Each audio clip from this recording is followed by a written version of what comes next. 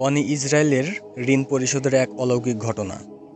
হযরত আবু হুরায়রা রাদিয়াল্লাহু তাআলা আনহু এর বরাতে এই হাদিসটি বর্ণনা আছে। তিনি নবী সাল্লাল্লাহু আলাইহি ওয়াসাল্লাম এর কাছে নিচের ঘটনাটি শুনেছেন। বনী ইসরায়েলের এক লোক অন্য এক লোকের কাছ থেকে 1000 দিনার ঋণ চাইল। তখন সে ঋণদাতা বলল, কয়েকজন সাক্ষী আনো, আমি তাদের সাক্ষী রাখব। সে বলল, সাক্ষী হিসেবে আল্লাহই যথেষ্ট। তখন ঋণদাতা বলল, তাহলে একজন জামিনদার উপস্থিত করো। সে বলল, জামিনদার হিসেবে আল্লাহই যথেষ্ট। ঋণদাতা বলল, তুমি সত্য বলেছ। এরপর নির্ধারিত সময়ে তাকে 1000 দিনার দিয়ে দিল। তারপর ঋণ গ্রহীতা সমুদ্রে সফর করল।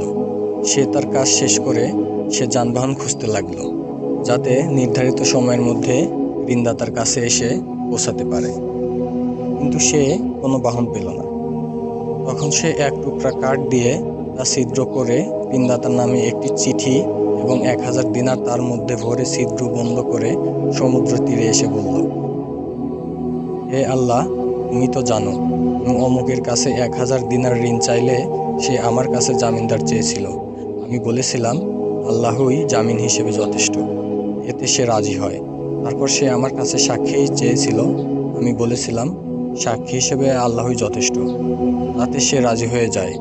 আমি তার ঋণ যথাসময়ে পরিশোধ করার উদ্দেশ্যে যানবাহনের জন্য যথাসাধ্য চেষ্টা করেছি, কিন্তু পাইনি। তাই আমি তোমার কাছে সোপর্দ করলাম। এই বলে সে কাঠের টুকরোটি সমুদ্রে ছুঁড়ে মারল, আর কাঠের টুকরোটি সমুদ্রে ডুবে গেল। লোকটি ফিরে গিয়ে নিজের শহরে যাওয়ার জন্য যানবাহন খুঁজতে লাগলো। এদিকে ঋণ গ্রহীতা কোনো নৌযানে করে তার মাল নিয়ে আসে কিনা সে আশায় ঋণদাতাটি গেল সমুদ্রের তীরে। তার চোখ কাঠের টুকরোটির উপর পড়ল, যার ভেতর ছিল দিনার। সে কাঠের টুকরাটি তার পরিবারের জ্বালানি হিসেবে বাড়ি নিয়ে গেল।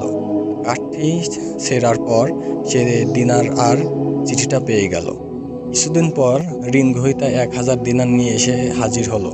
বলল, আল্লাহর কসম, আমি আপনার দিনার যথাসময়ে পৌঁছে দেওয়ার জন্য যানবাহনের খোঁজে ছিলাম, কিন্তু আমি এই যে এখন নৌযানে করে এলাম, তার আগে আর কোনো নৌযান পাইনি।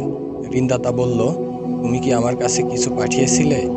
ঋণ গ্রহীতা বলল, আমি তো তোমাকে বললামই যে এর আগে আর কোনো নৌযান পাইনি।